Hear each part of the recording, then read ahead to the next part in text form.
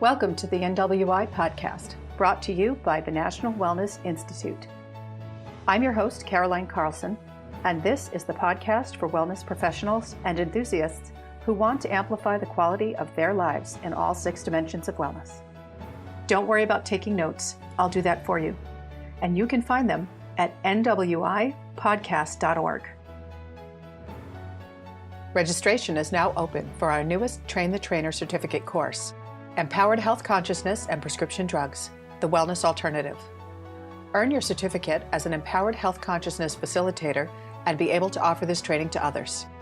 Spring and summer online trainings now available, as well as our new on-site training in California on May 18th, 2018. Go to nationalwellness.org/wellnessalternative for details. That's nationalwellness.org/wellnessalternative. Gail C. Christopher, DM, ND, is an award-winning change agent widely recognized for designing holistic strategies for social change. She is the former senior advisor and vice president of the Kellogg Foundation, one of the world's largest philanthropies, and past executive director of the Institute for Government Innovation at the John F. Kennedy School of Government at Harvard University.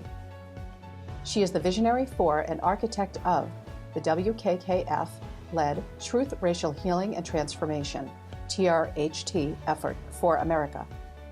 TRHT is an adaptation of the globally recognized Truth and Reconciliation Commission, TRC, model. TRHT evolved from the decade-long WKKF America Healing, Racial Equity and Racial Healing Initiative, designed and led by Dr. Christopher. Over the last 10 years, she has had responsibility for several other areas of foundation programming. These include food, health, and well-being, leadership, public policy, community engagement, and place-based funding in New Orleans and New Mexico. In August of 2017, Dr. Christopher left her leadership position with WKKF to launch the Maryland-based Intianu Center for Healing in Nature, and to devote more time to writing and speaking on issues of health, racial healing, and human capacity for caring. She is currently chair of the board of the Trust for America's Health and a fellow of the National Academy of Public Administration. Dr. Christopher, welcome to the podcast. Oh, it's a pleasure to be here. Thank you. It's a pleasure to speak with you today, and thank you for taking the time to be with us. I'm very happy to do so. Please tell us about your journey. How did you become the architect of the W.K. Kellogg Foundation-led Truth, Racial Healing and Transformation, or TRHT work? Well, thank you for that question, Caroline. I have always, at least since the beginning of my career, focused on health and well-being.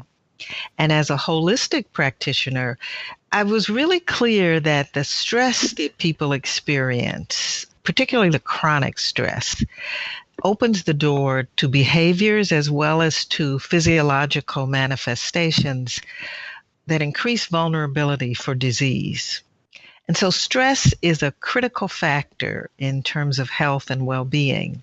I learned that in my training as a holistic doctor. I saw it in my practice with many, many clients and patients in Chicago. And that led me to understand that we had to not only help people to manage their stress, but we had to influence the factors in society that expose people to chronic stress. And one of those factors is discrimination and the legacy of our nation's embodiment of the belief in a hierarchy of human value. So my journey started out as a clinician, and then as someone who designed social programs, then someone who influenced public policies, and then finally, most recently, the philanthropic field, which was a real position of privilege to be able to support creative efforts of people all over the country and specific parts of the world who were trying to bring about positive social change. Part of my journey personally was that I was born with a congenital condition that led me to have multiple surgeries as I was growing up.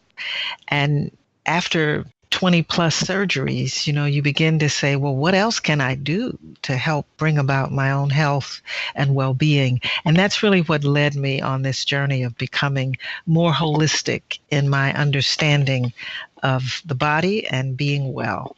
So that's a long answer to the question. No, it's an excellent answer. So through your journey, what seems like a whole variety of positions and responsibilities that you have undertaken have truly been more of an evolution in developing a strategy for social change. I love the term evolution, and that's absolutely appropriate.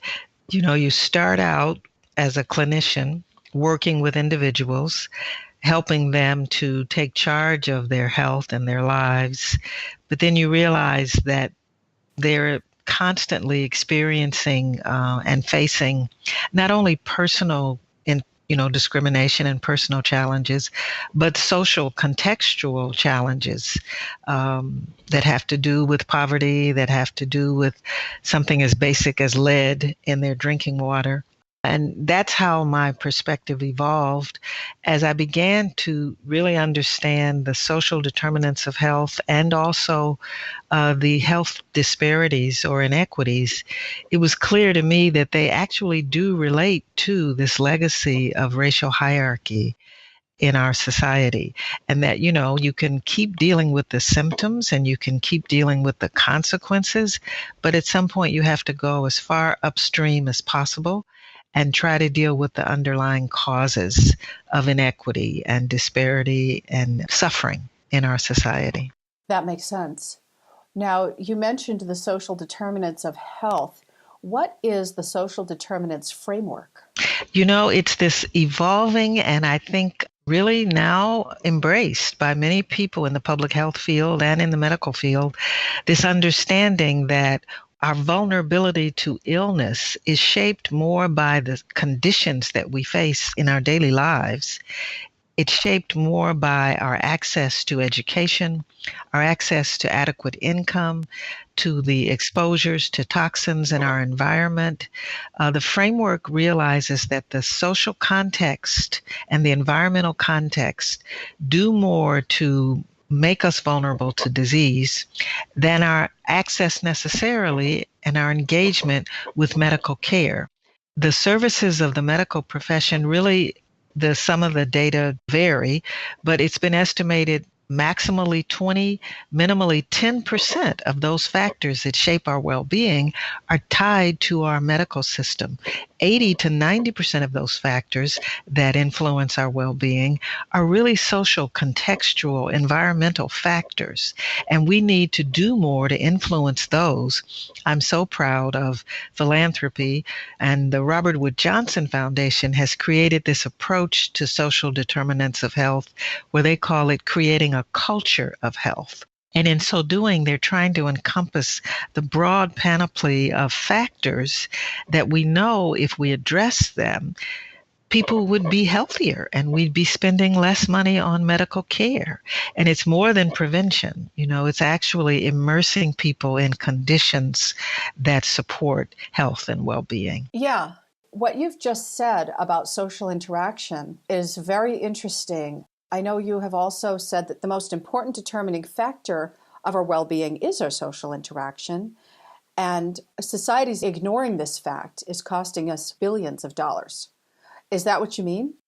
It is. I think once we stop viewing the body as a harbinger of disease, and we begin to understand and have respect for its innate self-healing, self-regulating, self-maintaining capacity, we are then forced to focus on those things that bring us into balance.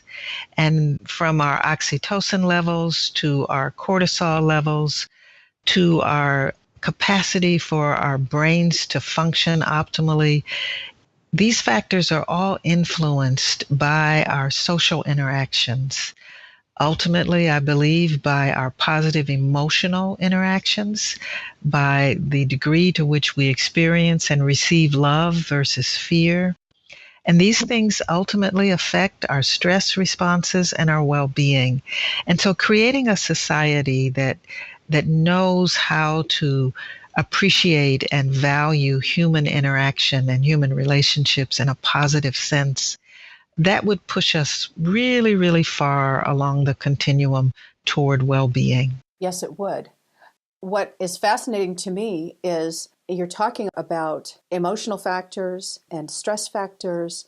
In other words, it's not just the drinking water, which is a physical thing that we need to make sure is healthy for us, but the actual interactions in which the energy that people are exchanging is playing just as much a part as the physical quantifiable things such as drinking water and pollution.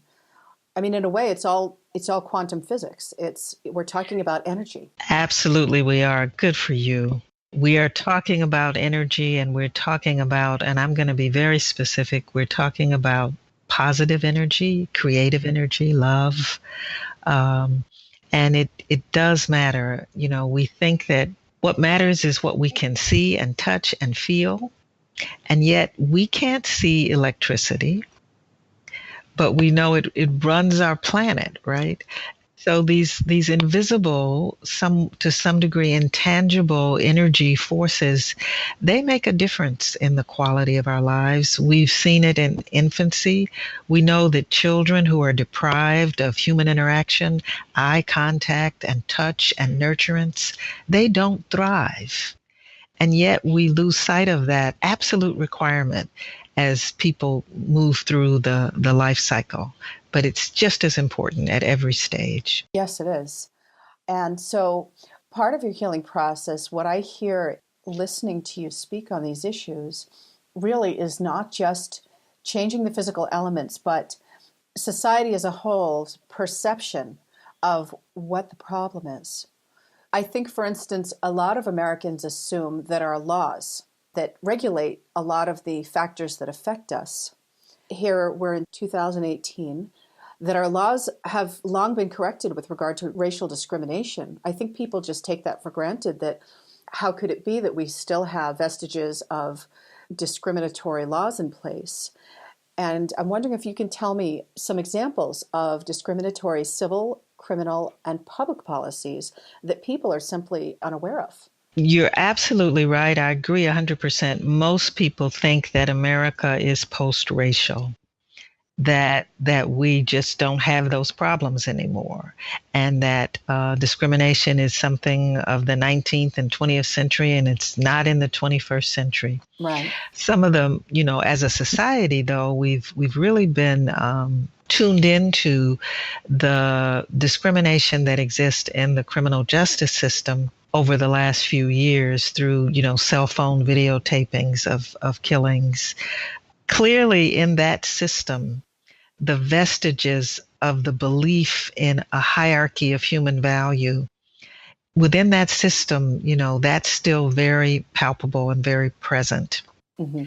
And I think it's important to language this around this capacity or a lack of capacity to value human beings equally. I'm just finishing up a book right now, which is called I Can't Breathe.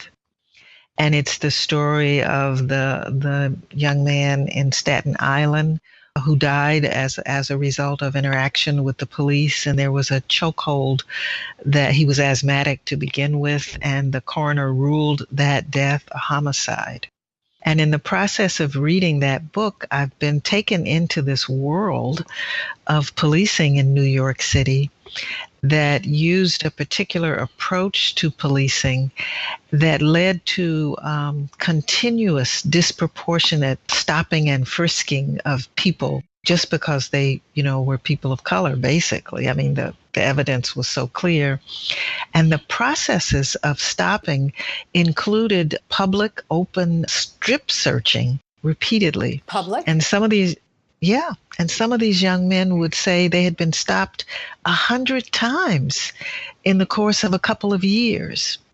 Now, you could unpack that and say that it had nothing to do with race, that it was only trying to control crime. And, you know, there are many ways to look at that. But it manifested itself as an unfair and discriminatory practice that was humiliating and demeaning and devaluing for so many young men and boys growing up in New York. Other research has been done to point to the disparate outcomes in terms of maternal health and infant health and mortality. And when you peel that back, a lot of it has to do with access to quality health care within certain neighborhoods. Wow. So when we have a fee-for-service healthcare system that is driven by market forces, we end up having people not have access to care when they critically need it. I mean, you need care when you're delivering a baby, right? And a woman is more vulnerable after she gives birth. So we have these extreme disparities. And if we peel it back, we see it's because we haven't put in the infrastructure for access to quality care. I think the other illustration I would give that would resonate in the public consciousness these days is, of course, the terrible situation with the lead toxicity in the water infrastructure in Flint, Michigan. And those were policy decisions that leaders made, and it resulted in tragic outcomes for so many. But we think Flint was the tip of the iceberg. I mean, if we really unpack our nation's infrastructure in terms of our water supply, we see that a lot of communities are vulnerable to excess lead levels in the water system. So just getting to the heart of the issues then, are we talking about not so much saying we're going to make it illegal for the people in this community to get health care, but more in terms of the lens through which people are perceiving the racial hierarchy is causing this misapplication of policy? Exactly. If you have an unconscious sense that some people are not as valuable or important as others, and that's a fundamental belief that undergirds the very structure of the United States. Remember, we went for centuries annihilating and enslaving people or refusing entry to people because of their physical characteristics, because of their race or ethnic identity. And so this notion that some human beings are more important, are more valuable than others, is actually built into our Constitution. It was amended, of course, after the Civil War, but we built a society based on this fundamental premise that some people matter more than others. And that's the transformation that we seek to bring about, to get people to fully embrace each other as human beings of equal value. When that is the mindset that dominates our culture, then our policymakers, in fact, our voters, will vote in policymakers who have our aspirational commitment as a democracy, but we've got to translate that into a real felt need in our society. And we haven't done that yet. Yeah, I see exactly what you're talking about. Is this what you mean by structural racism? And how does the Truth, Racial Healing, and Transformation approach that? It is. Structural racism, I guess the best distinction is, in addition to personal discrimination, I mean, I, as an African American woman, I experience discrimination. And the higher up I go, so to speak, in the privilege and power world, the more likely I am to experience discrimination. But that's one thing, and that's interpersonal. But structural discrimination has to do with the way our communities are financed and invested in, let's take education. The funding of education is tied directly to taxes and to real estate values. And real estate values are directly linked to our history of residential segregation, which was created by public policies, very deliberate public policies. So given that finance structure for education, you will always have dramatic contradictions in terms of some schools being better financed than others. Mm-hmm. And that is a structural legacy of segregation and racial hierarchy. When children don't have access to what they need in order to learn, when teachers are paid less, when schools' infrastructures are falling apart, you're perpetuating inadequate opportunity and subsequently inadequate outcomes. Yes, I understand what you're talking about. So, for instance, with Flint, Michigan as an example, it's not so much that we want to pick these people to drink leaded water.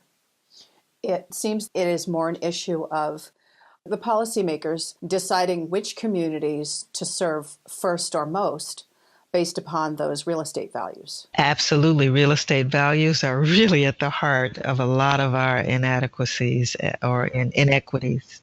And, we can do better as a society, but it has to be something that we set about to do intentionally. And that's work, that's the work, I believe, of the 21st century.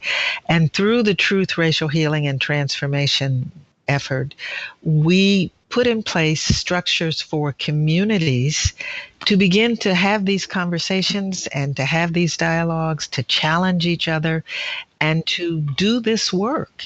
And it's very exciting. Right now, there are 15 communities in the country that the Kellogg Foundation has partnered with other foundations to fund them to actually tackle this deep-seated challenge in our society. Where are the communities? Are they spread all over, or? They're spread all over the country. If you go to the WK Kellogg Foundation website, there's some visual maps. We're in California, we're in New Orleans, we're in Hawaii. They are all over the United States. And we did that deliberately because we wanted to create ultimately regional hubs that could expand the work. And, if this is going to succeed, and it's going to take time, we want to engage more and more communities. Yes, that sounds like an excellent plan for expansion. Now, who are some of the partners engaged with the Truth, Racial Healing, and Transformation work? And I appreciate that question in particular. It is modeled after the truth and reconciliation efforts that have happened. And some people only think of South Africa when you say TRC, but there have really been over 40 of them in countries all over the world. Right. We researched the various models, and we can honestly say that this is probably the first to be led by the philanthropic sector. And in order to do that, we knew we had to make it a multi-sectoral partnership. So we have over 150 organizations that signed up initially to be partners. And one that is very exciting for me is the Association of Colleges and Universities, the American Association of Colleges and Universities. And they realize that the college campuses have always been the place where real change happens. You're educating the future workforce on so many levels. And so they stepped up as a major partner. They went out and they sought other funding partners. And they last year issued a request for proposal to all of their member campuses. And that was, I think, well over 1,500 campuses. And they selected an initial group of 10 that received grants to start Truth, Racial Healing, and Transformation centers on their campuses. In addition to education, we have lots of civic organizations that are partners, over 150 in total, that have said, yes, America needs to do this work, and we want to be a part of it. Wow, that is excellent. Now, when you say racial healing as a general term, can you give some specific examples of what you mean by that? What does true racial healing look like to you? It's actually the work of transforming our fundamental belief in this, and we use the term jettisoning the belief in a hierarchy of human value. That concept goes back to the 15th, 16th, 17th, 18th centuries, where this idea of a taxonomy of humanity was created. And it was reinforced in the biology or the science of the times, and certain characteristics were ascribed to certain people based on how they looked.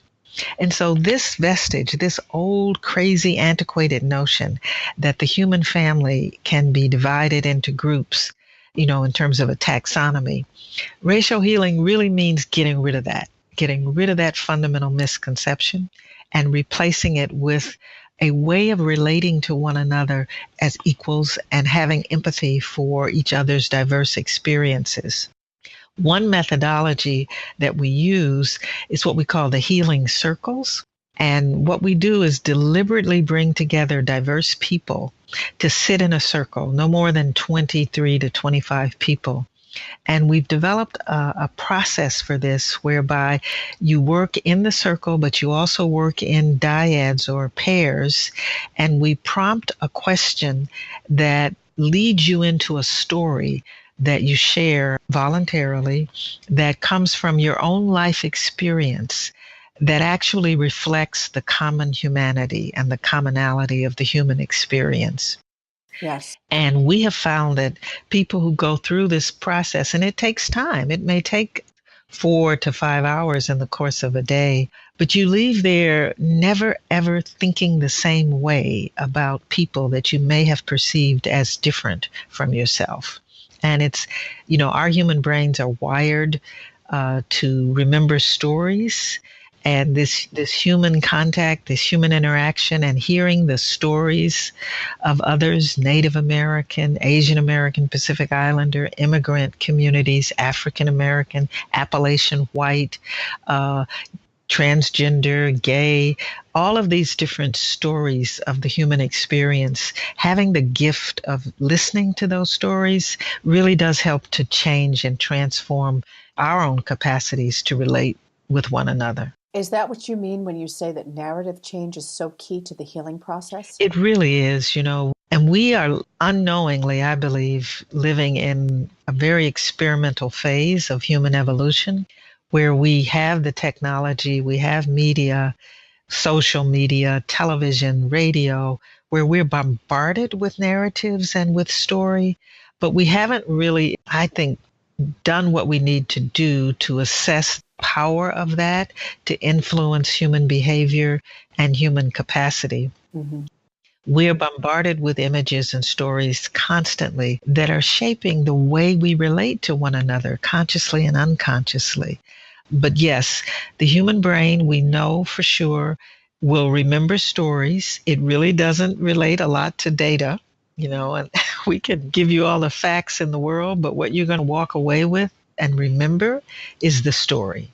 And so making sure that we're changing our individual and collective narratives to emphasize our interconnected humanity, that's a very important part of the racial healing work. I should briefly describe the racial healing framework for the TRHT. Yes, please do. Holistically, it includes narrative change, and we have Hollywood producers and writers and librarians and humanities councils and all sorts of folks who influence our culture and our narrative working in that area. Racial healing is the second piece of the framework, and this has to do with creating these real opportunities in communities for people to come together and share and dialogue and listen and build relationships that we might otherwise not build because we're so segregated. And that's racial healing work. But then we asked ourselves, how did this idea, this fallacy of a hierarchy of human value, how was it built and sustained over so long? And we realized there were 3 primary vehicles for that. One is our persistent separation from one another. 2 is it's built into our legal systems, not just our criminal systems, but our civil systems. And of course, we know we have state constitutions that were designed to create places of living that are all white. We have sundown towns where there were actual codes in the county codes and the city codes that didn't allow people of color to be in those towns after sundown. So our legal systems help to perpetuate this crazy idea of racial hierarchy. And then finally, our economy definitely reinforces and sustains this idea of racial hierarchy. The experiences of forced removal from lands was motivated by economics, and the idea of enslaving people for centuries, that was an economic strategy. So those are the 5 components of the TRHT framework: narrative change, racial healing, separation, the law, and the economy. And those groups of partners that I mentioned, they all worked over a 7-month period to design a way to approach these different components of the challenge. Now, is there any place where people can see this in action? Where it's actually being made public? Here's what we've discovered, here's the research, and here's the step we're recommending. Is this within legislation proposals, or is it somewhere that people will actually become more aware as a whole about all of this work being done? Absolutely, and I appreciate that question so much. I would certainly refer people to Buffalo, New York. The Buffalo Community Foundation is one of the communities that's received funding but has been doing this work for a while. There's actually work that can be seen and touched and felt in New Orleans. And, some of the efforts, for instance, to remove the Confederate monuments grew out of this work. That's part of the narrative change work. If you go to our website at the foundation and read about, for instance, the work that's being done in Alaska, where the indigenous people there are building a cadre of practitioners who can do racial healing work, who can go around to their communities and help to stimulate this kind of understanding of the indigenous people and those who come in and how they must relate and interact with one another. Chicago is another example where the work is being done there very creatively. So again, the 15 places are examples. Buffalo, New York is probably one of the most advanced. They've developed an equity report, and they've engaged the business community in this work. Another tool that we produced was the business case for racial equity. So we have chambers of commerce around the country who are really looking at how they become engaged in this work. There's an implementation guide and a product that was produced with the recommendations from the various design teams. And one of the things that distinguishes this approach from some social action is we start with a visioning process. We start with actually imagining what America will be like when we have jettisoned the belief in a hierarchy of human value. We think that the visioning work is critical. We've never really imagined an America. We have the Martin Luther King dream speech, but, we've got to engage a critical mass of people in envisioning an America that no longer manifests racial hierarchy. Right. I think that's very important because in order to get where you want to go, you have to know where you want to end up. Absolutely. You have to have a plan of which map to follow. Yep. So I can't resist. I have a question here. It's probably 3 in 1, but you have mentioned the 3 fundamental flaws in our belief system that we need to change. 3 flaws. Can you just go over those for me before we wrap up? Well, I think this is my belief, right? We all have them, but I think this notion that the power of creativity, the power of life itself, the power of the divine, I think this notion that somehow we're separate from that is the fundamental flaw that we need to correct. And whether you're Christian or Muslim or atheist, or, if you line up many of the scriptures of many religions, you'll find in them from the various prophets and leaders this notion that, in fact, we are part of and connected to and with the divine. Somehow, though, that has translated differently through the years. And, we just don't understand our intimate and personal relationship with the ultimate power of creativity. And so I think that's the fundamental shift that needs to happen. Mm-hmm. The other one that, is my personal journey and my work, particularly in the new center that I've created, I think we've been hoodwinked into viewing the human body as a harbinger of disease. Mm-hmm. When we do word association testing with some of our folks, if I say heart, the answer is attack, right? If you say lung, usually the answer is cancer.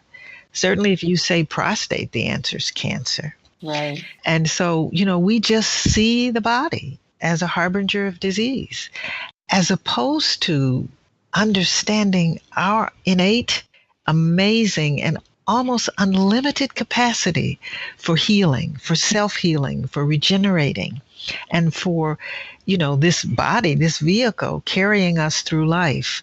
So I think a fundamental belief we have to shift is we have to get rid of this notion that the body's a harbinger of disease and really replace it with reverence and respect and regard for the human body as a self-healing, self-maintaining, and self-regenerating miracle and gift, Yes. And then, of course, this notion that we as a human family are not interconnected, this notion that there is a taxonomy that allows us to be separate from one another, the belief in a hierarchy of human value. That's the third one. I think if we shifted those three fundamental beliefs in our consciousness, we would see a dramatic evolution of the human experience. Wow. Well, thank you so much for your insight on all of these questions today. And I know there are so many things that we wanted to talk about that we won't have time for, but there are tools that you have mentioned in your talks that, with your permission, I would like to list on the show notes when we post this episode. By all means, yes. Wonderful. We have an intercultural development inventory tool, or IDI. Yeah. We have Harvard's implicit association testing tool. I think a link to the HeartMath Institute would be relevant to our discussion. Absolutely. Yep. Can you briefly just mention your connection in particular with HeartMath? Well, my connection with HeartMath is I am a deep fan of their work. Me too. And I just know that they are way showers for us as a society in terms of understanding that the heart and the brain are in constant communication, that the heart is actually guiding the brain. Yes. Which is, the reverse of how we think of the human experience. And more importantly, that we must learn to listen to our intuition, and we must learn to realize the sacred interconnected nature of all life, and certainly all humanity. And they are really pioneers in that space, and they are changing the world, I believe. And I'm just very, very excited about their work. I am as well. We have a very interesting interview that we did with Dr. Eben Alexander and Karen Newell.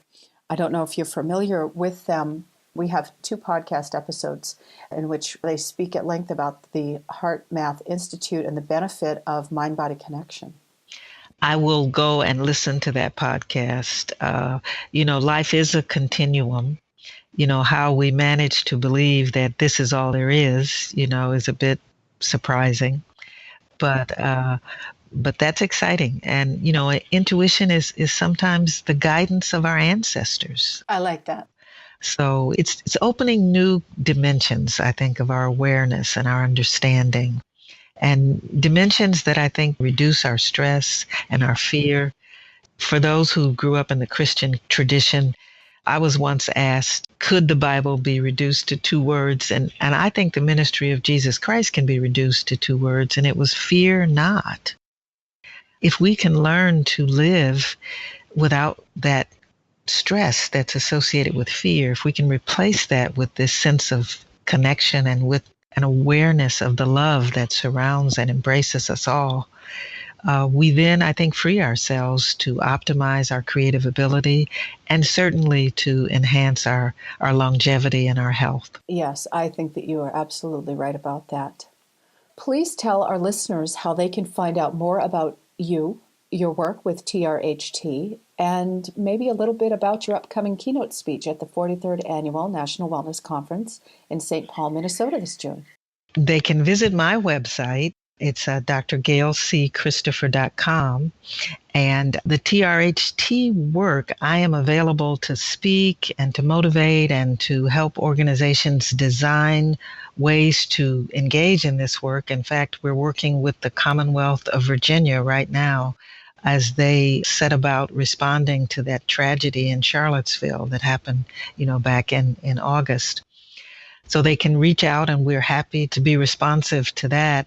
I am so looking forward to the conference where I will get a chance to talk about well-being and wellness from this holistic perspective, to talk about how communities are creating cultures of health and how we can, in fact, go on this journey as a society with an emphasis on wellness. And I think it's the challenge of our future to take the concepts of wellness out of sort of an elite industrial frame. I mean, the industry of wellness right now is a multi-trillion-dollar industry, but it has not found its way into the heart of how we talk about health as a society and as a country and how we understand health. So I'm going to be speaking about tools and strategies for making that transformation in our public narrative and our public policies, and certainly in our ways of relating to our own bodies. That sounds like it's going to be fascinating. I can't wait to hear it and to meet you in person. How wonderful. Well, I'm looking forward to meeting you as well. I feel like I know you, having listened to some of your podcasts and having had our phone conversations leading up to this. I'm excited about meeting you as well and learning about the wellness work that your organization is doing. It's amazing. Well, thank you. Yes, we are very excited about the directions we are taking, and your truth, racial healing, and transformation work for lasting social change is truly remarkable, and I think will be a beacon that we can follow toward a much better future. Thank you so much. And I would just ask you to link people to the implementation guide as well as the recommendations that the design committees developed, because communities can roll up their sleeves and take on this work in any time. Absolutely. I'll put those in the show notes for everyone who's listening. Okay. And thank you. Thank you so much. Oh, it's been my pleasure. Thank you. Registration for the 2018 National Wellness Conference is now open. Early bird rates expire February 16th, 2018. So register today at nationalwellness.org/NWC. Like what you hear? Please leave us a rating on iTunes and be sure to subscribe so you never miss an episode. We'll see you on the next episode. Be well.